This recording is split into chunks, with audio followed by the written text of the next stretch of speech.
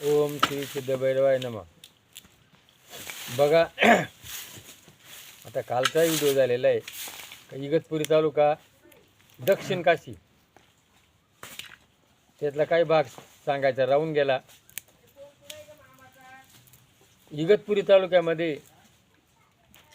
त्र्यंबकेश्वर आहे, कामनय आहे, सर्व तीर्थ, शुक्ल तीर्थ, कळसुबाई, भंडारदरा, रांदा फॉल ना अजून एक कोणतं राहून गेलं इगतपुरीला एक धम्मगिरी शांती केंद्र.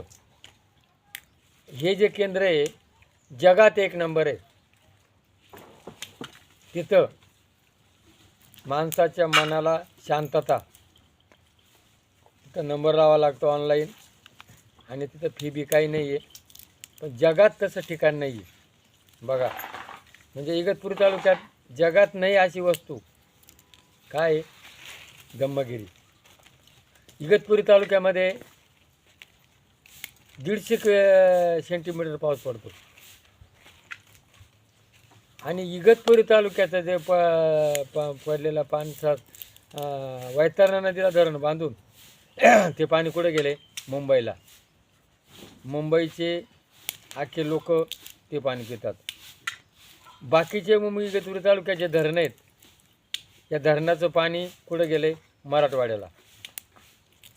आज मराठवाड्यामध्ये 400 एकर जमीन आहे शेतकऱ्यांना आणि आजपर्यंत जे मंत्री आहेत सगळे कोण आहे? मराठवाड्याचे.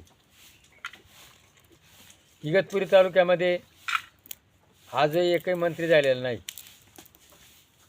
आताशी कुठंसं बुवा ते कोकाटे साहेबांना म्हणतात काहीतरी कॅबिनेट पद देणार आहे असं ऐकायला आले. पण इगतपुरी तालुक्यामध्ये आज रेल्वे आहे, समृद्धी महामार्ग आहे, मिलिटरी आहे आणि जवळजवळ 6-7 धरणं आहेत. इगतपुरी तालुका 75% गेलेला आहे, नामशेष झालेला आहे. धरणं, रेल्वे, समृद्धी महामार्ग, मिलिटरी फक्त खाली 25% शिल्लक आहे.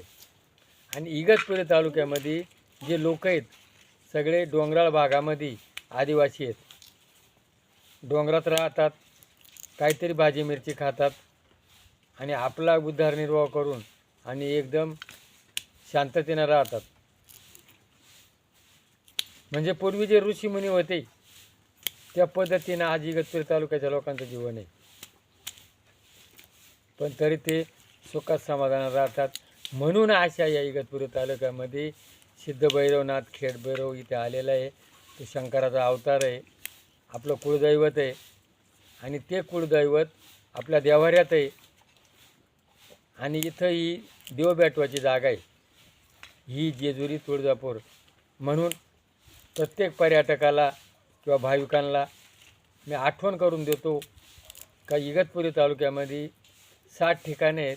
एक दिवसामध्ये 60 ठिकाणं करून तो घरी जातो, मन रमून सगळे मुलं लेकरं बाळं सगळे घेऊन आला, फिरून गेला तर त्यांना सुख समाधान मिळतं. अशा इगतपुरी तालुक्यामध्ये महत्त्व सांगितलेलं आहे. आणि ह्या इगतपुरी तालुक्यामध्ये या आणि आपलं मन रमवा. हे जर पटलं असेल तर याला क्लिक करा. जय भैरवनाथ महाराज की जय.